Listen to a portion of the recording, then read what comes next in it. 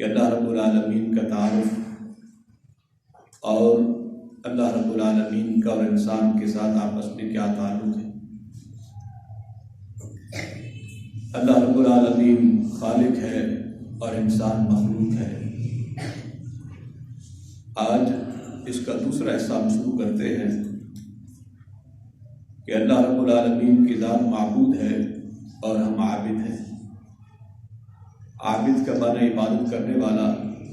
اور اللہ رب العالمین معبود ہے جس کی عبادت کی جائے۔ عبادت کا لفظ جو ہے یہ عبد سے نکلا ہے، جس کا معنی غلام ہے، نوکر ہے، فرما بردار ہے، ماتحت ہے۔ یہ سارے معنی اسی کے اندر آتے ہیں کہ اللہ رب العالمین کی ذات معبود ہے اور انسان عابد ہے۔ وہ مالک ہے اور ہم اس کے نوکر ہیں، ہم اس کے غلام ہیں۔ تو اللہ رب العالمین کی ذات نے یہ جو رشتہ قائم کیا ہے عابد اور معبود کا، کہ دنیا میں آنے کا جو مقصد تھا کہ اللہ رب العالمین نے انسان کو پیدا کیوں کیا، تو اللہ تعالیٰ ارشاد فرماتے ہیں کہ وَمَا خَلَقْتُ الْجِنَّ وَالْإِنسَ إِلَّا لِيَعْبُدُونِ، میں نے جنوں اور انسانوں کو صرف اپنی عبادت کے لیے پیدا کیا ہے۔ ایک مخلوق ہے فرشتے، جو اللہ رب العالمین کی کبھی نافرمانی نہیں کرتے۔ ایک جن اور انسان ہے جس کے بارے میں اللہ تعالیٰ نے کہا ہے کہ دنیا کے اندر ان کو بھیجا ہے اور ان کو کچھ اختیارات بھی دیے۔ اچھائی اور برائی کے دونوں راستے ان کے پاس ہیں، اما شاکرا و اما کفورا، شکر کرنے والے بن جائیں گے یا نافرمان بن جائیں گے۔ تو اس لیے اللہ تعالیٰ نے انسان کو دنیا میں جو بھیجا ہے اس کا مقصد یہ تھا کہ یہ صرف میری عبادت کریں۔ ایک مقام پر اللہ تعالیٰ ارشاد فرماتے ہیں یا ایھا الناس اعبدوا ربکم الذی خلقکم، اے انسانوں، اے لوگوں، اعبدوا ربکم، تم اپنے رب کی عبادت کرو۔ تو دنیا میں آنے کا جو مقصد تھا، جو اللہ تعالیٰ نے انسان کو بھیجا ہے، وہ اپنی عبادت کے لیے بھیجا ہے۔ اور عبادت کا معنی یہ ہے کہ اللہ رب العالمین کے سامنے عاجزی، انکساری، ذلت، جھکنا، غلامی، نوکر، متحد، یہ سارے معنی آتے ہیں کہ انسان اس کا غلام ہے، وہ اس کا آقا ہے، وہ اس کا مالک ہے۔ ان آیات کو سمجھنے کے لیے آپ یوں سمجھے جیسے عرب معاشرے کے اندر نبی کریم صلی اللہ علیہ وسلم کے دور میں غلام کی حیثیت ہوتی تھی کہ ایک غلام، جب کوئی انسان کسی غلام کو خرید لیتا تو خریدنے کے بعد وہ اپنے مالک کے ماتحت آ جاتا۔ اب اس کا مالک اس کو جس طرح چاہے اس سے کام لے لے، جتنا چاہے کام لے لے، پہننے کے لیے کم دے دے، زیادہ دے دے، فاقے پر رکھے یا کھانے اچھے دے دے، مصیبتوں میں رکھے یا پریشانیوں میں یا خوشی میں رکھے۔ اس غلام نے اپنے مالک کی اطاعت اور فرما برداری کرنی ہے۔ یہ اس معاشرے کے اندر یہ بات موجود تھی کہ غلام اپنے مالک کی عزت و احترام بھی کرتا اگر مال میں کمی بیشی بھی آ جائے، اور ہمیشہ اپنے مالک کا دفاع بھی کرتا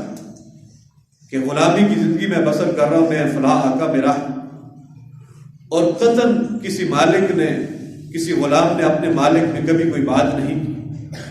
ہمیشہ مشکلات میں، تکلیفوں میں گزر بسر کرتے رہے۔ پہننے کے لیے کچھ مل جائے، پہننے کے لیے نہ ملے، گھر مل جائے، رہائش ملتی ہے نہیں ملتی، اس نے کہا میں فلاں کا غلام ہوں اور اس کی غلامی میں میں زندگی بسر کر رہا ہوں۔ اب جس طرح وہ دل چاہتا ہے مجھے رکھے، اور میں نے اس کی اطاعت اور فرما برداری کو قبول کیا ہے۔ اب یہی سمجھ لیں کہ وہ مالک ہے اور ہم اس کے غلام۔ اللہ رب العالمین جس کام کا حکم دے دے اور جو اطاعت اور فرما برداری کا حکم دے دے، ہمارا فرض ہے کہ ہم اس کا حکم بجا لائیں، کیونکہ ہم اس کے غلام ہیں، ہم اس کے ماتحت آتے ہیں،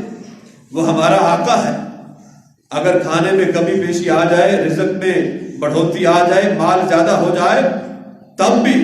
مال کی کمی ہے، فاقے ہیں، مصیبتیں ہیں، دکھ ہیں، تکلیفیں ہیں، کچھ بھی ہو، لیکن ہم تو اس مالک کے غلام ہیں، جس طرح مالک کہے گا ہم نے زندگی اس طرح گزارنی ہے۔ لیکن انسان جو دنیا کے اندر غلام اور آقا تھے، مالک تھے، اس سے بھی غیر گزرا انسان آج کے دور میں ہے جو اپنے مالک کو پہچانتے ہیں، اپنے مالک سے بہت دور ہو چکا ہے یہ غلام اور یہ انسان۔ اللہ رب العالمین نے جن کاموں کا حکم دیا ہے، مثال کے طور پر عرب معاشرے کے اندر اگر کسی غلام کو مالک 5 مرتبہ بلائے تو کیا غلام اس کی بات نہیں سنے گا؟ ہر صورت میں جائے گا کہ مجھے میرے مالک نے بلایا ہے۔ آج عجیب بات ہے کہ فجر کے وقت بھی اذان ہوتی ہے، اللہ رب العالمین مالک ہے، اپنے غلام کو بلا رہا ہے، لیکن غلام آنے کے لیے تیار نہیں ہے۔ ظہر میں اذان ہوئی، پھر اللہ رب العالمین مالک نے بلایا کہ بندو میرے در پر آ جاؤ، انسان آنے کے لیے تیار نہیں ہے۔ اور عصر کی اذان ہوئی، پھر بلاوا آیا، مغرب کی اذان ہوتی ہے، پھر بلاوا آیا ہے، عشاء کی اذان ہوئی، پھر بلاوا آیا ہے، لیکن اس انسان نے اپنے مالک کو بھلا دیا ہے۔ یہ نہیں جانتا کہ میرا مالک کون ہے، لیکن حقیقی مالک جو ہے وہ اللہ رب العالمین کی ذات ہے۔ انسان کو سوچنا چاہیے اور سمجھنا چاہیے کہ وہ میرا حقیقی مالک ہے، میں نے ساری زندگی جو ہے اسی کی غلامی میں گزارنی ہے۔ جتنا رزق دے دے، جتنا مال دے دے، مصیبتیں، بیماریاں، دکھ اور تکلیفیں، صحت اور تندرستی، سب کچھ دے دے، لیکن میں اس کا غلام ہوں، جس طرح وہ کہے گا میں نے زندگی گزارنی اسی کے مطابق ہے۔ لیکن انسان بازار کی بات کر لے، اللہ تعالیٰ قرآن میں ارشاد فرماتا ہے، اپنے غلاموں کو حکم دیا، کہا کہ وَيْلٌ لِّلْمُطَفِّفِينَ الَّذِينَ إِذَا اكْتَالُوا عَلَى النَّاسِ يَسْتَوْفُونَ، کہ ناپ تول میں کمی نہیں کرنی چاہیے۔ اب غلام کو حکم ہوا کہ ناپ تول میں کمی نہ کرو، لیکن اس غلام نے اپنی مرضی کی ناپ تول میں کمی کر رہا ہے، اور سود کا بازار گرم ہے، رشوت کا بازار گرم ہے، امانت داری نہیں ہے، خیانت عام ہو چکی ہے۔ لیکن یہ انسان سوچے میں اس کا غلام ہوں، جس طرح وہ چاہے میں نے اسی طرح کام کرنا ہے، مجھے امانت داری سے، خیانت سے، بھاگ جو ہے ناپ تول میں پورا مجھے دینا چاہیے۔ تجارت میں، لین دین میں، معاملات میں، حقوق میں میرے دل میں ایک ہی بات ہو کہ میں اس کا غلام ہوں، جس طرح مالک کہے گا میں نے اس طرح زندگی گزارنی ہے۔ آپ بتاؤ جو آدمی غلام ہو اس کی اپنی کیا خواہشات ہو سکتی ہے، اپنی کیا آرزو ہو سکتی ہے، اپنی کیا امیدیں ہو سکتی ہے؟ اس کی کوئی امید نہیں ہوتی، کوئی آرزو نہیں ہوتی، کوئی خواہشات نہیں ہوتی، صرف ذہن میں ایک ہی بات ہے کہ وہ مالک ہے اور میں اس کا غلام ہوں، جس طرح چاہے مجھ سے کام لے لے، جس طرح چاہے میری زندگی کو بنا دے، لیکن میں نے اپنے مالک کے مطابق زندگی گزارنی ہے۔ آج جو انسان کا تعلق جو ہے عابد اور معبود کا ہے وہ یہی ہونا چاہیے، جس طرح اللہ تعالیٰ نے انسان کو حکم دیا ہے اس طرح انسان کو زندگی گزارنی چاہیے۔ اب عبادت کرنی ہے تو کیسے کرنی ہے؟ اللہ رب العالمین نے وہ ذریعہ بھی انسان تک پہنچایا، کہا کہ وَلَقَدْ بَعَثْنَا فِي كُلِّ أُمَّةٍ رَسُولًا، ہم نے ہر امت میں رسول بھیجا ہے، پیغام دینے والا بھیجا ہے، اپنا نبی اور رسول بھیجا ہے، اپنی کتاب کو بھیجا ہے، تاکہ اس کے مطابق یہ انسان زندگی گزارے اور اس کے مطابق جو ہے اپنا چال چلن جو ہے، اپنا اٹھنا بیٹھنا جو ہے، اپنی گفتگو جو ہے، اپنا اخلاق جو ہے، اپنے معاملات جو ہے اس کے مطابق گزارے، کیونکہ وَلَقَدْ بَعَثْنَا فِي كُلِّ أُمَّةٍ رَسُولًا، ہم نے رسول بھیجے آدم علیہ السلام سے لے کر نبی کریم صلی اللہ علیہ وسلم کی ذات تک اللہ تعالیٰ نے ہر امت کے لیے رسول بھیجا۔ کہا کہ وَمَا أَرْسَلْنَا مِن قَبْلِكَ إِلَّا رَسُولًا، کہا کہ ہم نے آپ سے پہلے بھی رسول بھیجے اور وہی ان کے پاس آتی، یعنی اللہ رب العالمین فرشتے بھیجتے اور فرشتوں کے ذریعے جو ہے انبیاء پر جو ہے وحی کا نزول ہوتا، تو معلوم ہوتا ہے کہ یہی راستہ ہے عبادت کا۔ اگر انسان صحیح طور پر عبادت کرنا چاہتا ہے تو انبیاء کے راستے پر صحیح طور پر عبادت کر سکے گا۔ آپ عبادت جو انسان شروع کر دیتا ہے، اور عبادت کے اندر سب سے اہم چیز جو ہے وہ توحید ہے، توحید جو ہے عبادت ہے، اصل عبادت جو ہے وہ توحید ہے، اور توحید الوہیت کی بات میں آج کرنا چاہتا ہوں۔ ایک ہے توحید ربوبیت ہے، ایک ہے توحید صفا و سماعت ہے، اور ایک توحید الوہیت ہے، یعنی اللہ تعالیٰ کی ذات کو ایک الہ ماننا، ایک معبود ماننا، اور انسان ہر نماز میں اس کا اقرار کرتا ہے تشہد میں کہتا ہے التحیات للہ والصلوات والطیبات، اس کا معنی انسان غور کرے اور کہتا ہے انسان یا اللہ تیرے لیے ساری قولی عبادتیں جو ہے وہ تیرے لیے ہے، بدنی عبادتیں جو ہے وہ بھی تیرے لیے ہے، اور اس کے بعد جو ہے عملی عبادتیں جو ہے وہ بھی تیرے لیے ہے۔ کہا کہ التحیات للہ، یا اللہ قولی عبادت جو ہے وہ تیرے لیے ہے۔ آج ہم قول پر بات کرتے ہیں، زبان سے نکلنے والے الفاظوں کا انسان تشہد میں اقرار کر رہا ہے یا اللہ قولی عبادت جو ہے وہ تیرے لیے ہے۔ اب قول کا مطلب کیا ہے؟ قول کا مطلب یہ ہے پکارنا ہے، ایک اللہ تعالیٰ کی ذات کو دعا کرنی ہے، ایک اللہ تعالیٰ کی ذات سے استغاثہ ہے، فریاد ہے، طلب ہے، ندا ہے، پکار ہے، سب کچھ ہے۔ ایک اللہ تعالیٰ کی ذات سے انسان کو دعا اور پکار سب کچھ جو ہے انسان کو کرنا چاہیے۔ انسان مصیبت کے اندر ہے، دکھ کے اندر ہے، تکلیفوں کے اندر ہے، ایک اللہ رب العالمین کی ذات کو پکارے۔ حدیث کے اندر آتا ہے نبی کریم صلی اللہ علیہ وسلم کی ذات نے فرمایا الدعاء مخ العبادہ،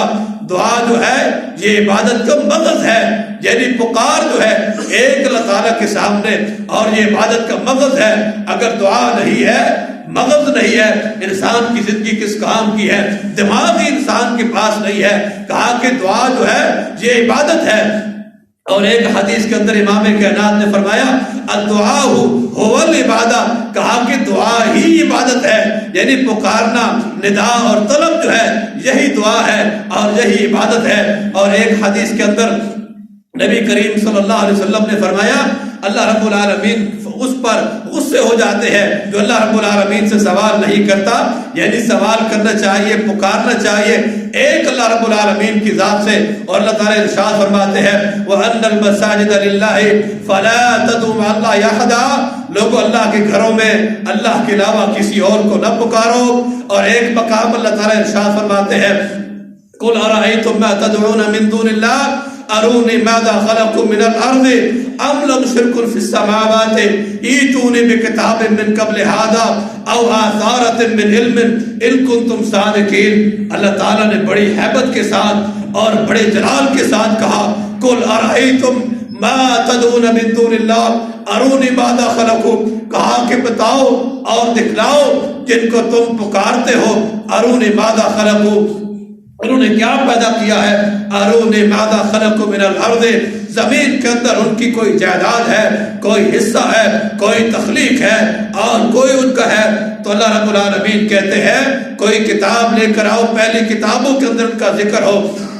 کوئی ایسا علم ہے آپ کے پاس ہو جس کے اندر یہ بات موجود ہو، ان کنتم صادقین، اگر تم سچے ہو تو لاؤ ایسی کوئی دلیل لاؤ جس کے اندر یہ بات ہو کہ آپ فلاں کو پکار لو، فلاں کے سامنے اپنی طلب رکھ لو، فلاں کے سامنے اپنی پکار رکھ لو۔ ایسا نہیں ہے۔ پھر انبیاء علیہ السلام کی سیرت جو ہے ہمارے سامنے ہے، بے شمار مثالیں ایسی ملتی ہے۔ اللہ رب العالمین کے پیغمبر آدم علیہ السلام کا ہم ذکر کرتے ہیں، اور جب پکارا اللہ رب العالمین کی ذات کو پکارتے ہیں قال ربنا ظلمنا انفسنا وان لم تغفر لنا وترحمنا لنكونن من الخاسرین، یعنی پکارنا ہے ایک اللہ رب العالمین کی ذات کو پکارنا ہے۔ انبیاء بھی پکارتے تھے تو اللہ رب العالمین کی ذات کو پکارتے تھے۔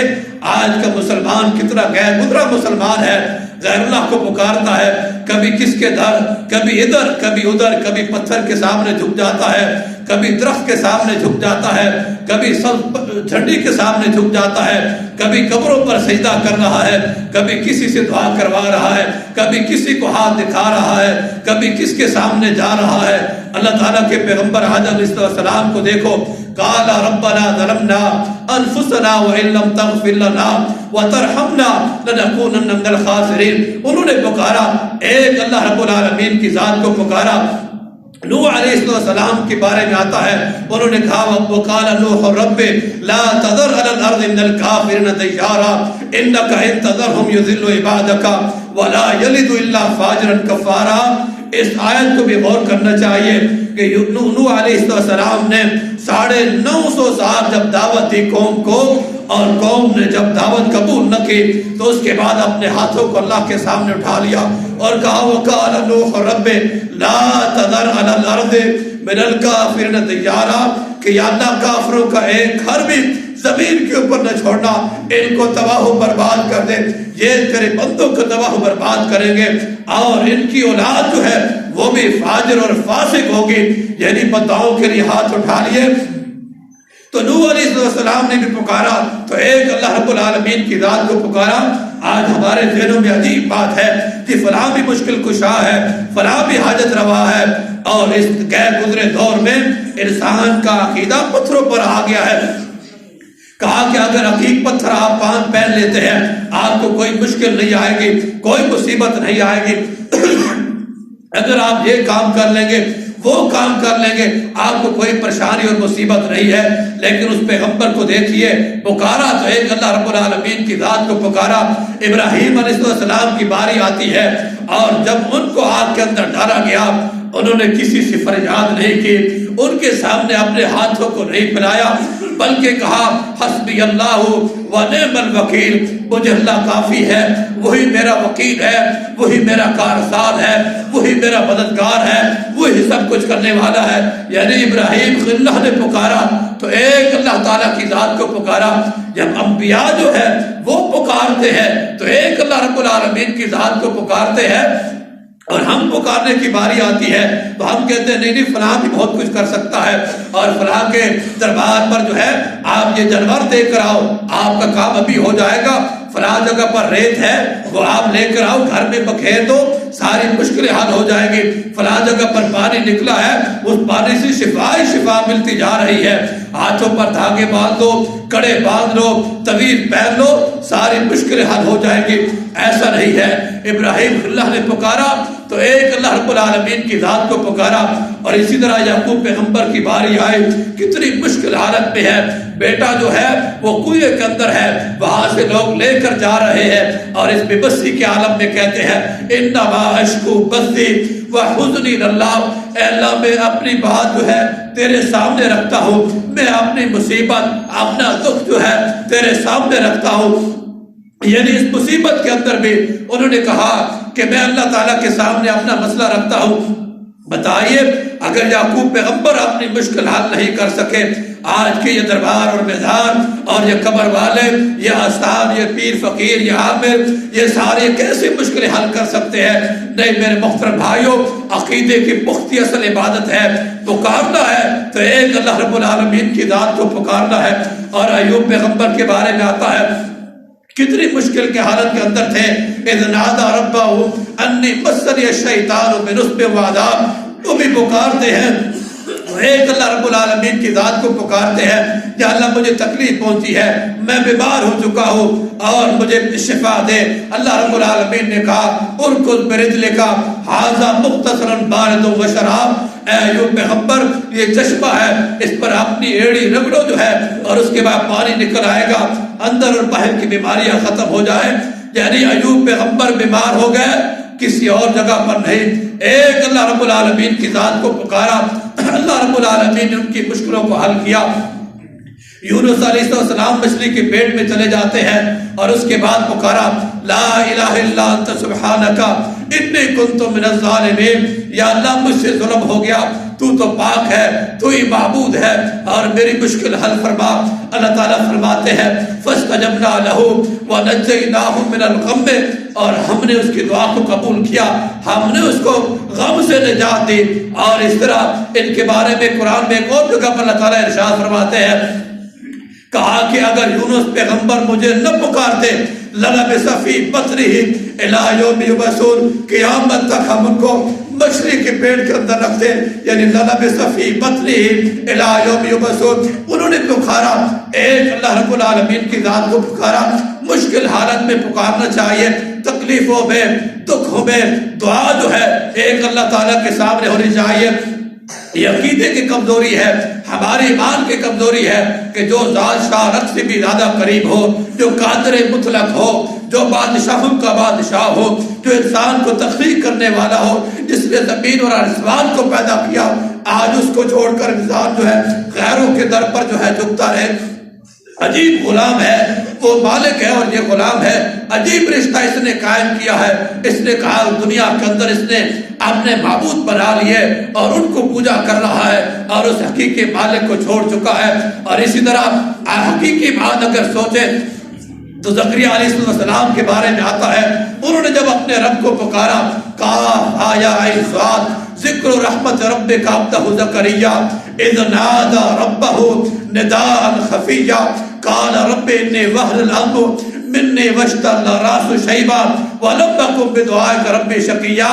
چپکے چپکے سے اللہ تعالیٰ کو پکارتے ہیں اور پکار میں کہتے ہیں انی وہن العظم منی واشتعل الراس شیبا، یا اللہ میں بوڑھا ہو چکا ہوں، میرے بال سفید ہو چکے ہیں، اور میں تیرے سامنے جب بھی میں نے دعا کی ہے میں کبھی دعا سے محروم نہیں رہا۔ اور اس کے بعد کہتے ہیں یا اللہ تجھے پتہ ہے میری بیوی باز ہو چکی ہے اور میں اپنے وارث کے لیے دعا کر رہا ہوں، تو مجھے اولاد عطا کر دے۔ یعنی زکریا علیہ السلام دعا کرتے ہیں بڑھاپے کی عمر میں، اللہ تعالیٰ کے سامنے